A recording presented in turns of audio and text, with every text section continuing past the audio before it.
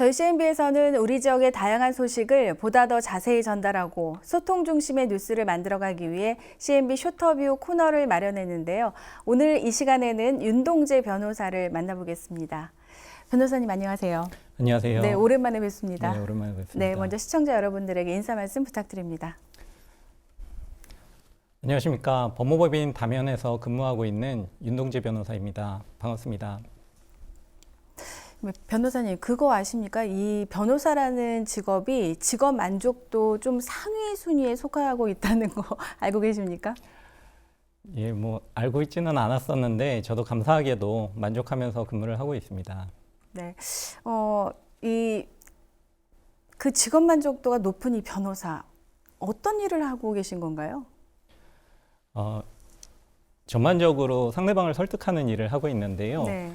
특히 법률과 관련해서 의뢰인을 대신해서 의뢰인의 이익을 위해서 재판부를 설득하는 일을 주로 하고 있습니다. 네, 의뢰인을 대신해서 재판부를 설득한다. 그러면은 정말 말 그대로 쉽지 않은 직업으로 제가 느껴지는데 이 변호사를 선택을 하게 된 어떤 계기라고 해야 될까요? 말씀을 해주실 수 있을까요? 저는 원래 그 LG 디스플레이 회사에서 이렇게 네. 패널을 만드는 엔지니어였습니다. 그 이후에 어떤 벤처기업에서 근무를 하기도 했었고요. 네. 그런데 이제 배우자가 이렇게 변호사라는 직업을 가지고 있으면서 같이 일했으면 좋겠다라고 설득을 해서 같이 근무를 하게 되었습니다. 그러면은 배우자께서 그 권유로 이 직업을 바꾸신 거네요? 그렇습니다. 상당한 브레인이실 것 같은데 그 요즘에 그 변호사라는 직업을 소재로 한 드라마 또 영화 등 미디어에서 좀 많이 다뤄지고 있잖아요. 이제 거기에서 나오는 그 변호사의 모습과 실제 변호사님이 일을 하시면서 어떤 그 차이가 좀 있는지 아니면 좀 비슷한지 이 부분도 좀 궁금해요. 실질적으로 이제 영화나 드라마 같은 데에서는 어떤 재미를 위해서 네. 법정에서 변론하는 부분을 많이 부각을 시켜줍니다. 예를 들면 이 있습니다 재판장님 하면서 이런 저런 이야기를 하는 부분이 있는데 예. 실제로 법정에서는 서면으로 진술을 하고요. 법정에서 크게 이야기하는 부분이 많지 않습니다. 그 부분이 좀 차이가 있는 것 같아요. 그리고 대부분 어떤 증거라든지 어떤 문제를 해결해주는 사무장님 같으신 분이 계신데 네. 실질적으로 그런 증거를 수집하는 게 참 쉽지가 않아서 그게 드라마나 영화와는 조금 차이가 있는 것 같습니다. 그러면은 좀 혼자서 하시는 게 많이 있나요? 그럼 사무장님이 도와서 하는 것보다는?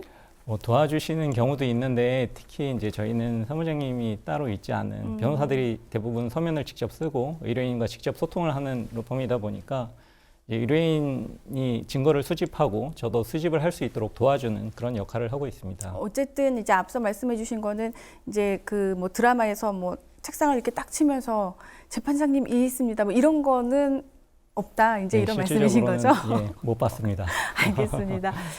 그 변호사 생활을 하시면서 알게 모르게 좀 고충도 좀 많았을 것 같거든요. 네. 좀 이야기해 주실 수 있을까요?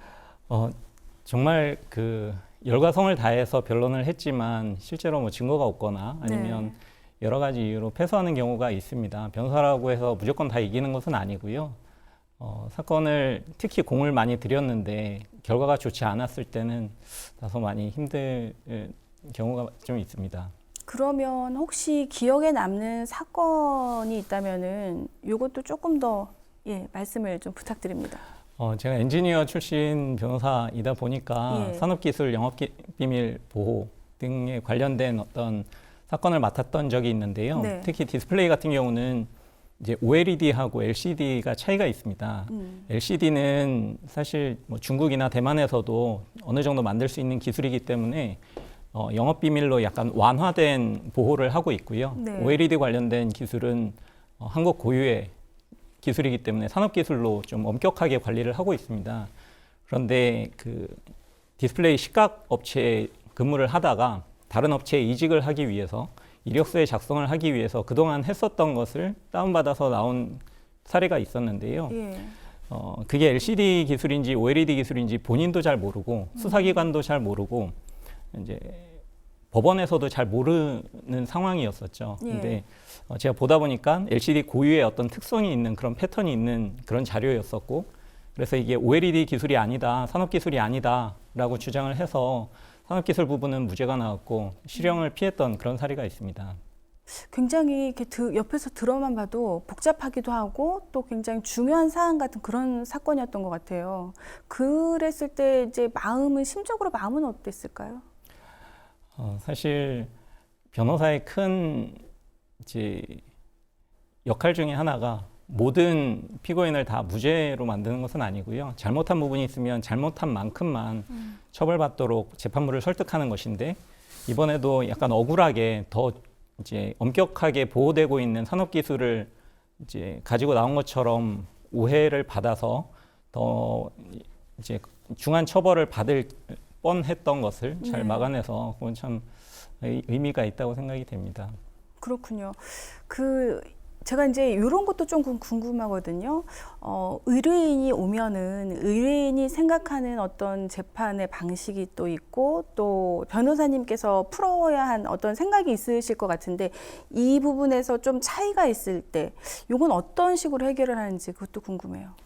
저는 대부분 의뢰인을 설득을 하려고 합니다. 왜냐하면 비슷한 사례가 있었던 적들이 있거든요. 네. 이렇게 가면 결과적으로 좋지 않다라는 것을 미리 말씀을 드리는데 경우에 따라서 너무 억울해서 이야기를 꼭 하고 싶다라고 하시는 부분들은 반영을 해서 좀 조율을 하다가 끝까지 조율이 안 되면 의뢰인이 이제 원하는 대로 그렇게 진술을 합니다. 왜냐하면 결과를 제가 책임질 수 있는 부분은 또 아니거든요. 당사자에게 모든 책임이 또 돌아가기도 하고 저는 조력을 해주는 역할이기 때문에 본인이 이게 정말 억울하다, 이렇게 꼭 진행을 했으면 좋겠다라고 하면 그 방향대로 진행을 하고 있습니다.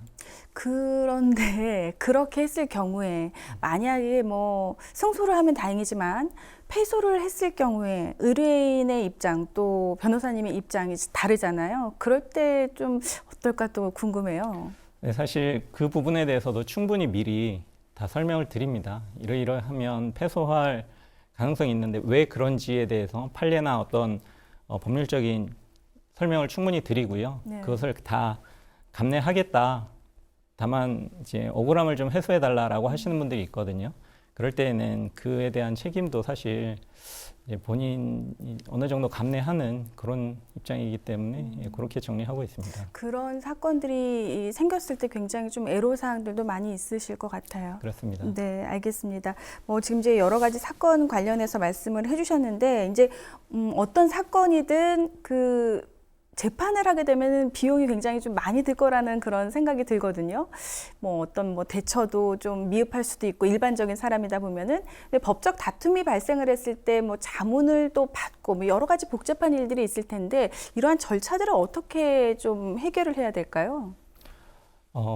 먼저 자료들을 가지고 법률사무소나 법무법인에 가서 상담을 받으시는 것이 좋습니다. 네. 다만 어떤 상담료나 아니면 수임료 때문에 부담이 되어서 진행을 하지 못하시는 분들이 계시는데요. 네. 지방법원이나 가정법원에 가시면 무료 법률 상담을 해주시는 곳이 있습니다. 거기서 상담을 받으시고 실질적으로 진행을 하시면 되겠습니다. 특히 형사 같은 경우에 이제 국선 변호인 제도가 있는 것은 많이 아실 텐데요. 네. 민사 같은 경우에도 소송구조라고 하는 국선 변호인 제도와 비슷한 제도가 있습니다. 법원이나 아니면 법률구조공단 쪽에 문의를 하셔서 적극적으로 대처하시는 것이 바람직해 보입니다. 그럼 지금 이제 말씀하신 부분은 형사소송에 같은 경우에는 우리가 좀 많이 알고 있듯이 국선 변호사가 있고 민사소송 같은 경우에는 소송구조 네. 제도라고 네. 말씀하신 건가요? 네. 그럼 이 소송구조 제도 다시 한번 우리 시청자 여러분들에게 조금 어디에다가 신청을 하면 되는지 말씀을 조금 천천히 말씀해 주시면 좋겠습니다. 네, 재판 진행 중에는 법원에 소송구조 신청을 하실 수가 있습니다. 소송구조 제도는 말 그대로 변호사 비용을 이제 법원에서 지급을 해주는 부분 제도거든요. 네. 그래서 변호사 입장에서는 물론 이제 사선으로 하는 것보다는 그거보다는 좀 적게 받진 하지만 그래도 공익 시간이 어느 정도 인정이 되기 때문에 실질적으로 지원을 하는 변호사님들이 많이 계십니다. 그래서 법원의 국선 변호인 같은 경우는 변호사가 없어서 불합리한 처벌을 받는 경우를 막기 위해서 나라에서 이제 국선 변호인을 붙여주는 것처럼 네. 민사에서는 소송구조 제도를 통해서 도움을 받으실 수가 있고요. 소송 중에는 법원에서 또 소송 전에는 법률구조공단에서 소송구조 신청을 받습니다. 그래서 인정이 되면 어떤 기준에 따라서 소송구조 인정이 되면 이제 변호사 지원을 해주는 그런 제도입니다. 법률구조공단에 신청을 해서 이게 내가 좀 혜택을 받을 수 있는지 이 신청 여부 뭐 이런 것도 좀 확인을 해볼 수가 있다. 이제 이런 말씀이시네요. 그렇습니다. 예, 알겠습니다. 지금 이제 변호사님과 여러 가지 많은 이야기를 나누면서 이 변호사에 대한 직업에 좀 제가 또 관심을 더 가지게 되는데 변호사님께 있어서 이 변호사란 어떤 의미가 있을까요? 변호사는 이제 통역사라고 생각이 됩니다. 네. 저는 실질적으로 법원에서 재판부가 어떤 것을 요구하는지를 잘 알아듣지를 못해서 준비를 못하고 결과적으로 이제 좋지 않은 결과를 받는 경우가 있는데요. 네. 재판부에서 하는 이야기들을 잘 통역을 해서 이러이러한 자료가 필요하다, 이런 증거가 필요하다라는 것을 의뢰인을 설득을 해서 이제 자료를 준비하게 하고 또 자료만 쭉 늘어놓다 보면 의미 있는 결론을 얻질 못하니까 자료를 잘 정리를 해서 법원을 통역을 해주는, 법원을 설득해주는 그런 일을 한다고 생각을 합니다. 네. 실질적으로 이제 앞으로도 계속 통역을 잘 할 수 있도록 또 여러 가지 노력을 해서 최선을 다하도록 하겠습니다. 굉장히 큰 의미가 있고 또 일을 하시면서도 보람도 있고 좀 뿌듯하실 것 같다 이런 생각이 드는데 뭐 지금까지 변호사님께서 다양한 법률 정보에 대해서 우리 시청자 여러분들에게 말씀을 해주셨고 또 많은 도움이 됐을 거라 생각이 됩니다. 마지막으로 시청자 여러분들에게 당부의 말씀 있다면 해주시죠. 만약 법적 다툼이 발생을 한다고 하면 외면하지 마시고 법률 전문가의 도움을 받으시기를 바랍니다. 적극적으로 대처하시는 것이 필요한데요. 비용 문제 때문에 인터넷으로 이제 잘못된 정보를 얻거나 아니면 너무 늦어서 시효가 도과되어서 실질적으로 이제 도움을 받지 못하는 그런 경우가 있습니다. 그렇게 고민하지 마시고요.